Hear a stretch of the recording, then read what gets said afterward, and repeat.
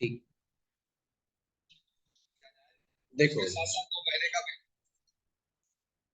Permutation पढ़ लिया, अब देखेंगे परमुटेशन और कॉम्बिनेशन में डिफरेंस क्या है और कैसे उसका फॉर्मूला बनेगा। ड्राइव करेंगे फॉर्मूले को, रटना कुछ नहीं इसमें बिल्कुल भी। जो डे 1 में बताया था उसी से करेंगे शुरुआत।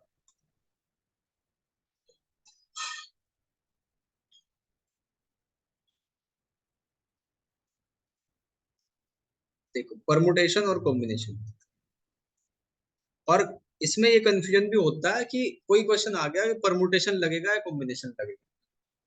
तो पहले ही बता के चलता हूँ परमुटेशन में किस टाइप के क्वेश्चन होंगे। इसमें होगा सिटिंग अरेंजमेंट वाले,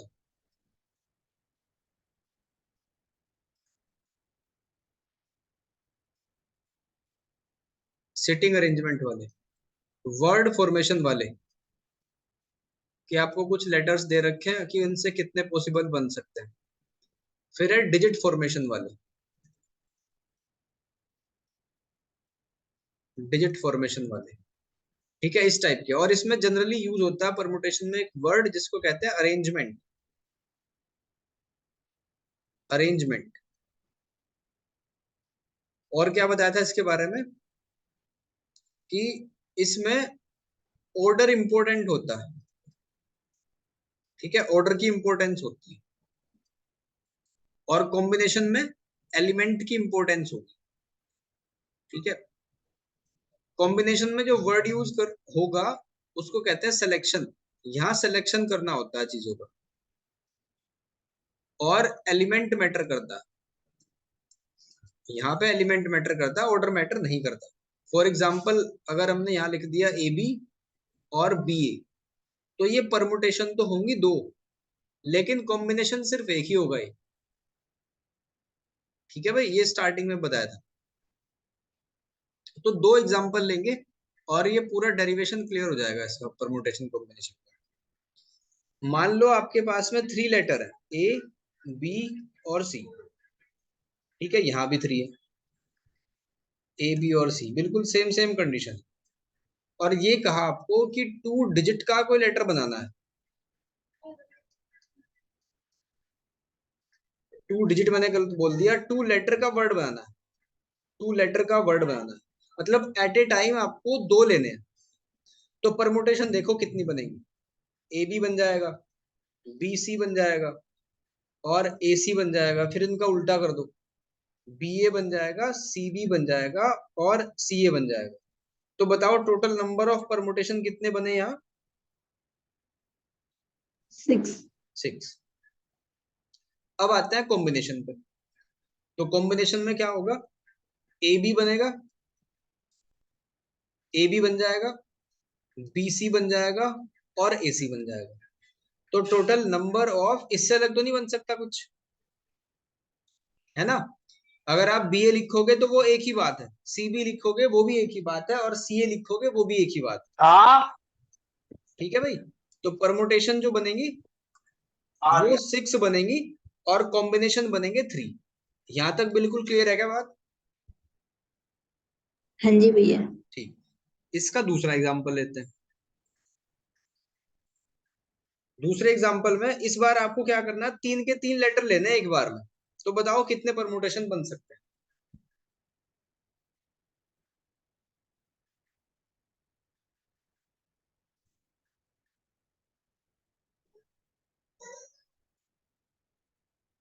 अगर 3 के 3 एक बार में ले लो तो या तो ए बी सी बनेगा, ए सी बी भी बन सकता है, और क्या बनेगा, बी ए सी, या बी सी ए, या सी ए बी, या सी बी ए। देखो इनसे अलग भी कोई है क्या तुम्हारे दिमाग में जो बन सकता है परमुटेशन?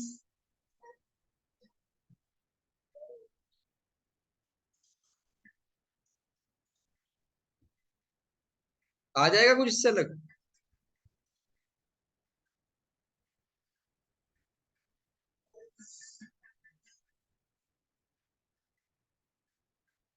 नहीं भैया। ठीक है, तो नंबर ऑफ परमुटेशन फिलहाल कितने हैं, 6। ठीक है, तो ये हमारी दूसरी कंडीशन है।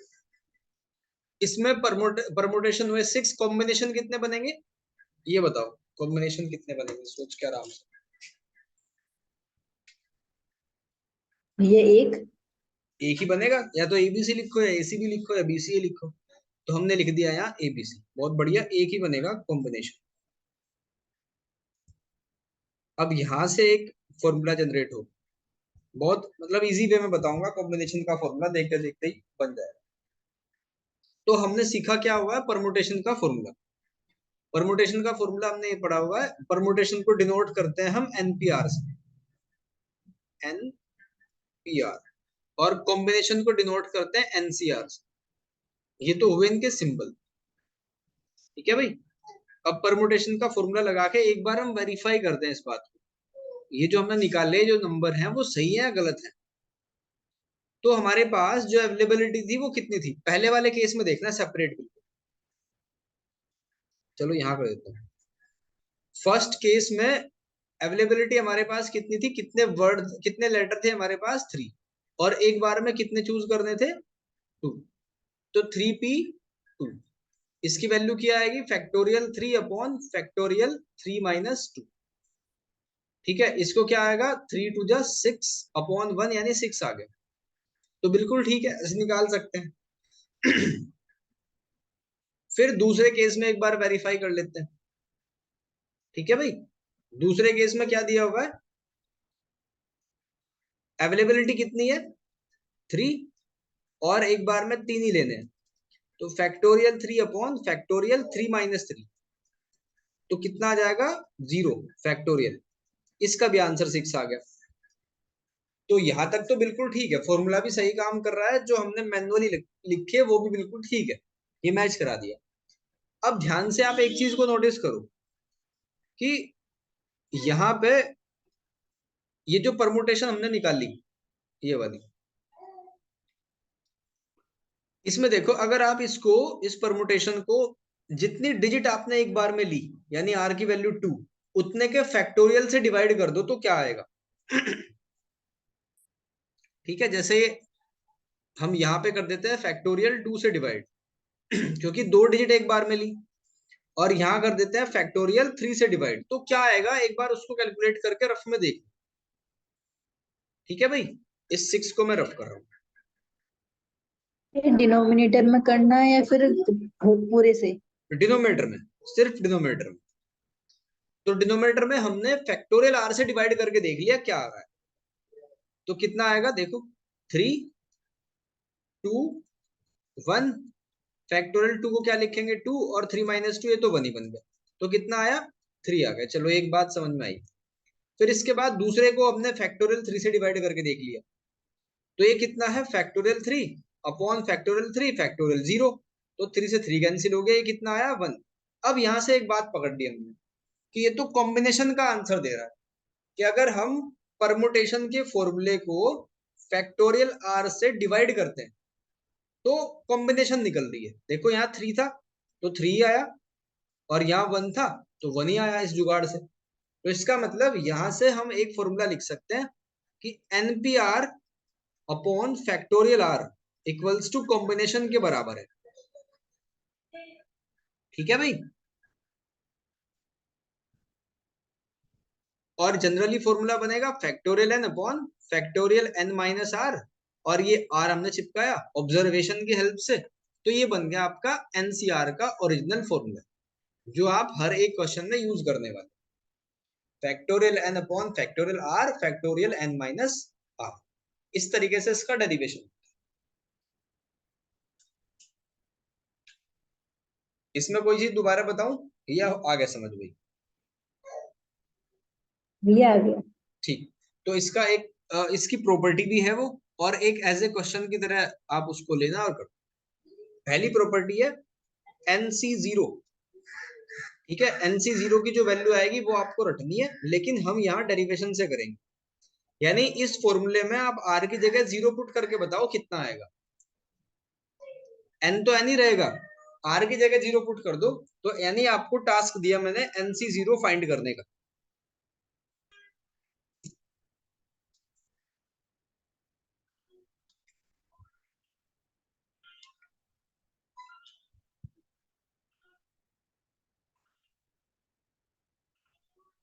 भैया 1। 1, बिल्कुल ठीक है। तो ये फॉर्मूला याद रखना, जब भी मान लो ऐसा क्वेश्चन है 15C0 तो एकदम आंसर लिख दो 1। एक प्रॉपर्टी तो ये है। दूसरा, ये भी आपको ही करना है, NCN, इसकी वैल्यू देखो क्या आएगी, रखो इस फॉर्मूले में R की जगह N रखो।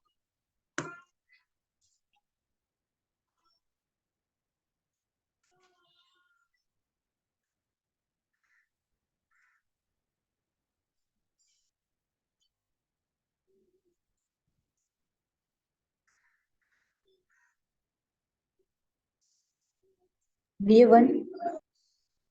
1, ठीक है, ये भी बनाएगा, बहुत बढ़िया। फॉर्मूला नंबर थर्ड, NCN-1, इसका बताओ क्या आएगा। ध्यान रखना इसका, जैसे 15C15 लिखा हो कहीं क्वेश्चन में तो एकदम से 1 लिख दो, कुछ भी हो बट सेम हो, वो एकदम से बना जाएगा।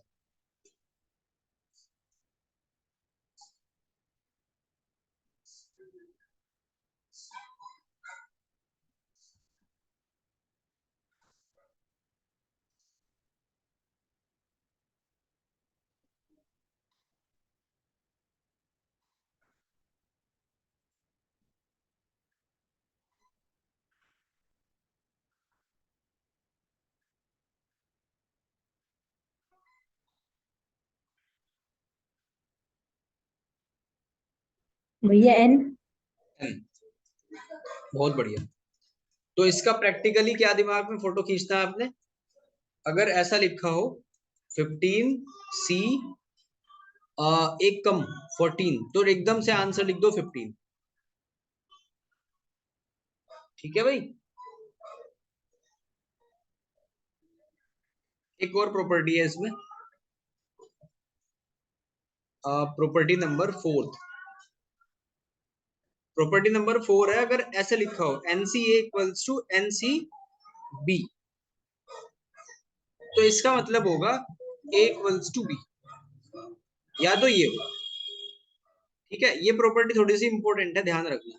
NCA अगर NCB के बराबर है तो या तो ऐसा होगा A B के बराबर है, या दूसरी कंडीशन क्या होगी, NA प्लस B के बराबर होगा। अभी बताता हूं कैसे करोगे इस टाइप के क्वेश्चन को। मान लो ये क्वेश्चन लिखा हुआ है कि NC21 और NC इक्वल्स टू का साइन है और NC5 ये लिखा हुआ है। तो यहाँ पूछ लिया बताओ N की वैल्यू क्या है, तो बस आपको क्या करना है, ये प्रॉपर्टी नंबर 4 को मैच कराया और कितना 21 प्लस 5, एकदम से आंसर आ जाएगा 26। बहुत सारे क्वेश्चन है इसी पे बेस्ड। ठीक है भाई।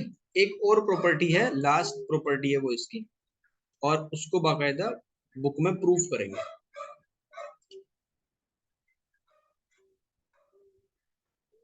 ये है थ्योरम नंबर 6। थोड़ा सा जूम करता हूं इसे,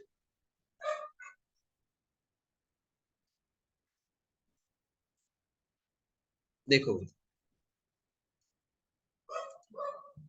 इसमें ये कहा कि NCR प्लस NCR-1 अगर है तो उसको लिखेंगे N+1 CR।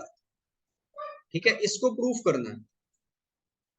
मैथमेटिकली क्या लिखा होगा, जैसे ये लिखा होगा 5C4 प्लस 5C3 बराबर होगा 6C4 के।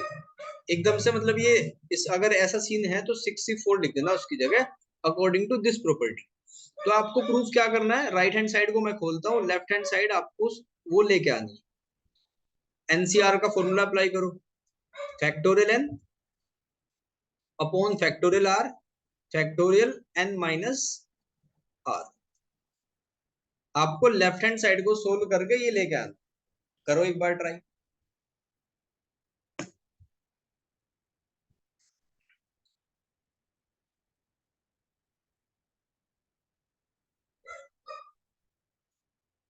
ये लेफ्ट हैंड साइड को सॉल्व करना है। हाँ, लेफ्ट हैंड साइड को सोल्व करके प्रूफ करना है।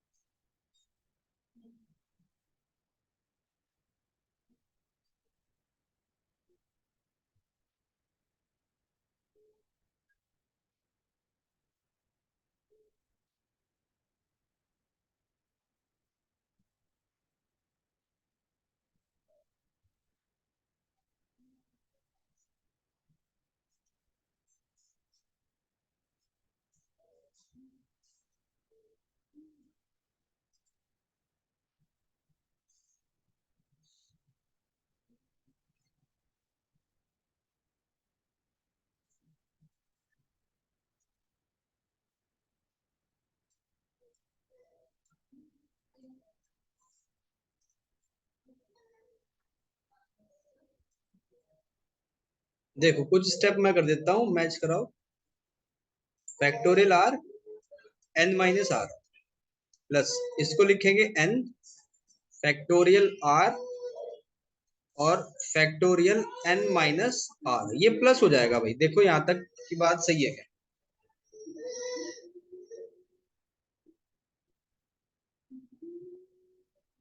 यहां तक क्लियर है भाई? हाँ जी भैया। अब देखो हम इसमें क्या कर सकते हैं। एक तो फैक्टोरियल एन को कॉमन ले लो पहले, ये हमें कॉमन दिखाई दे रहा है। फैक्टोरियल एन ले लिया कॉमन, अपोन में बचेगा यहाँ पे फैक्टोरियल आर। अब ये कोरिलेट करना आर और आर माइनस वन, जैसा हमने पहले क्वेश्चन करे थे कुछ। तो आर को अगर तोड़ दें, छोटा छोटा और कर दे, तो आर माइनस वन उसमें बन जाएगा। तो इसको ब्रेक करना शुरू कर दो, इसको लिख सकते हैं r into factorial r minus one. फिर ये देखो कि एन माइनस आर बड़ा है या n minus r plus one बड़ा है।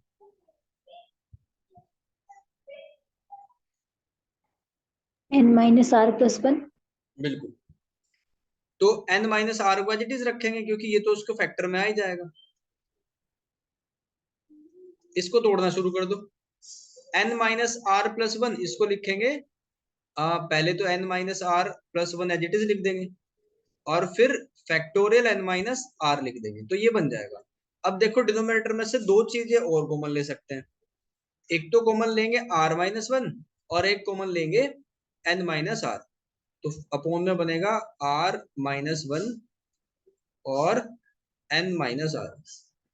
तो one upon r plus one upon n minus r plus one, ऐसे बना कुछ। तो अब देखो डिनोमिनेटर इसको सोल्व करेंगे, ये एज इट इज रखो n r minus one n minus r, इसका ले लो LCM, n minus r plus one plus r, और r into n minus r plus one, ऐसे बना। तो आर से आर को कैंसिल कर दिया। ठीक है भाई। अब इसको लिखो दोबारा एक बार, एन प्लस वन बचा, इसको फैक्टोरियल एन के पास में लिख दिया। अब सबको इकट्ठा कर दो, बस हो गया प्रूफ। और ये जो आर है ना, इसे इसके पास में लिख दिया, और n minus r plus one को, n minus r plus one को इसके पास लिख दिया। अब इसको ध्यान से ऑब्जर्व करो और देखो हम क्या क्या इसको बदल सकते हैं। अगर कहीं ऐसा लिखा हो फाइव इंटू फैक्टोरियल फोर, तो क्या इसे फैक्टोरियल फाइव लिख सकते हैं?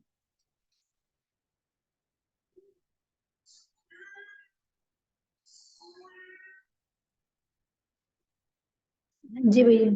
तो ठीक है, फिर बिल्कुल न्यूमरेटर को भी ऐसे ही बदल दो। आप इसको लिख सकते हो फैक्टोरियल एन प्लस वन। और आर माइनस वन में भी एक का अंतर है, ये भी एक बढ़ा देगा, फैक्टोरियल आर हो जाएगा। और एन माइनस आर और n minus r plus one में भी एक का अंतर है, तो ये भी एक बढ़ा देगा, तो क्या बनेगा n minus r plus one. और हमें यही प्रूफ करना था। ये इंपॉर्टेंट है, इसका प्रूफ कई बार एग्जाम में आ रखा है। कोई डाउट हो तो पूछो उसमें।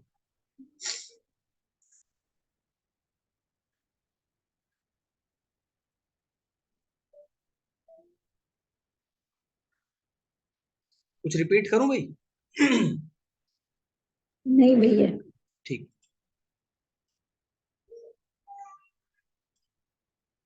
देखो आगे बढ़ते हैं एक्सरसाइज का। हाँ, एक्सरसाइज का फर्स्ट क्वेश्चन देखो, बहुत आसान है। क्वेश्चन में है एनसी एट और एनसी टू के बराबर है, तो बताओ कौन सी प्रॉपर्टी लग जाएगी?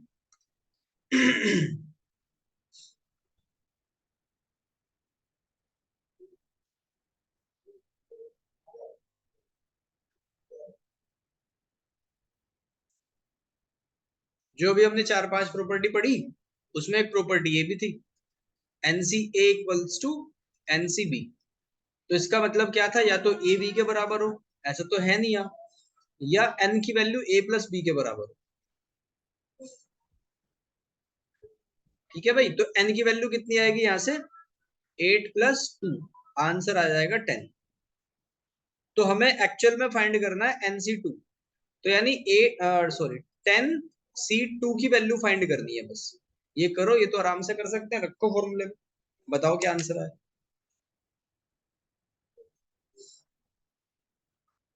और बुक में मिलाओ आंसर।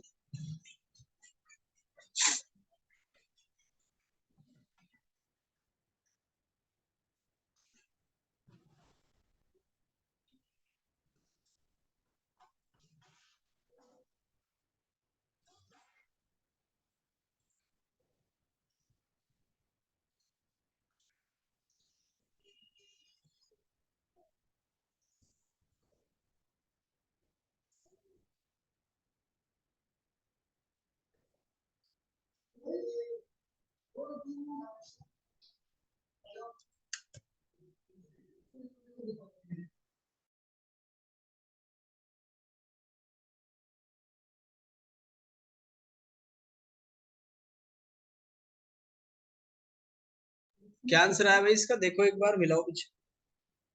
ये 40। 40। हाँ बिल्कुल ठीक है, 40 आएगा। अच्छा, इसको लिखेंगे 10 × 9 × फैक्टोरियल 8, और नीचे वाला ये फैक्टोरियल 8 45। कट जाएगा। हाँ 45 आएगा ना। हाँ जी भैया। 45 आएगा, ठीक है। तो ये आ गया 45, बिल्कुल इसी के जैसा क्वेश्चन है ये, एग्जाम्पल नंबर 17। इसको ट्राई करो, देखो ये अगर समझ में आ गया तो बाकी के भी इसी टाइप के हो जाएंगे।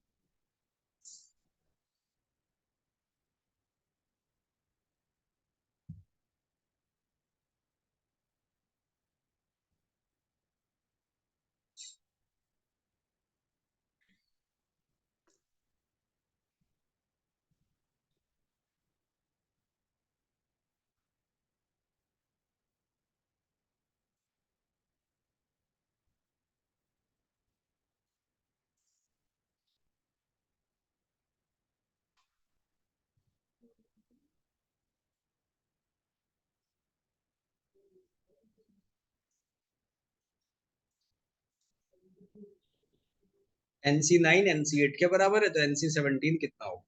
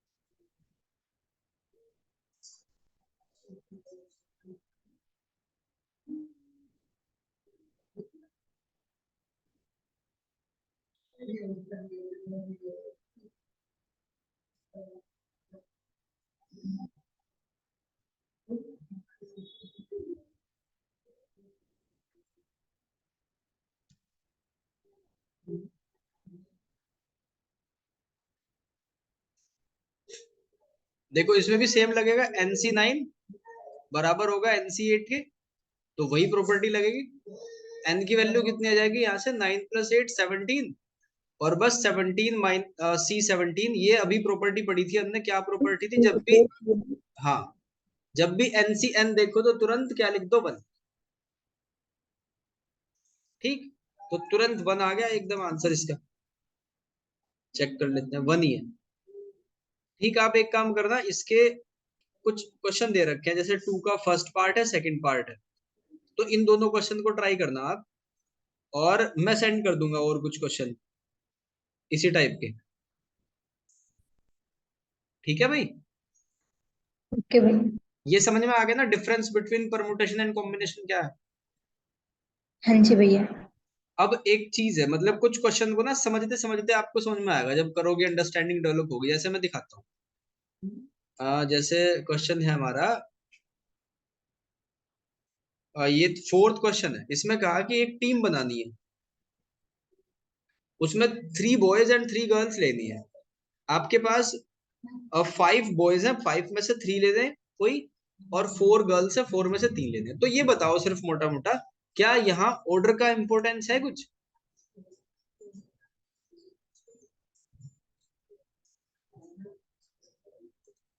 मान लो आप सेलेक्टर हो, आपको टीम सेलेक्ट करनी है, तो आपको 3 बंदे लेने हैं, ठीक है, तीनों का नाम है ए बी और सी। तो नहीं क्या ऑर्डर इंपॉर्टेंस होगा ऑर्डर का? नहीं। एलिमेंट का इंपॉर्टेंस होगा कि आपको वो 3 बंदे ही लेने हैं बस, चाहे बी को स्टार्टिंग में सेलेक्ट कर लो, ए को स्टार्टिंग में सेलेक्ट कर लो या सी को, उससे कोई फर्क नहीं पड़ता। तो जहां पे एलिमेंट मैटर करेंगे वहां होगा सिलेक्शन यानी कॉम्बिनेशन, और जहां उनका ऑर्डर मैटर करेगा यानी ए बी अगर है और बी ए अगर है, तो ये दो बात है, दो वर्ड है अलग अलग, तो ये होगा परम्यूटेशन। ऐसे क्वेश्चन कर करके आपको समझ में आ जाएगा डिफरेंस। ज्यादातर बच्चे कंफ्यूज रहते हैं इसमें। ठीक है भाई यहाँ तक? हाँ जी भैया। चलो ठीक है फिर आज के लिए मैं क्वेश्चन सेंड कर दूंगा अभी आपको थोड़ी देर। ओके।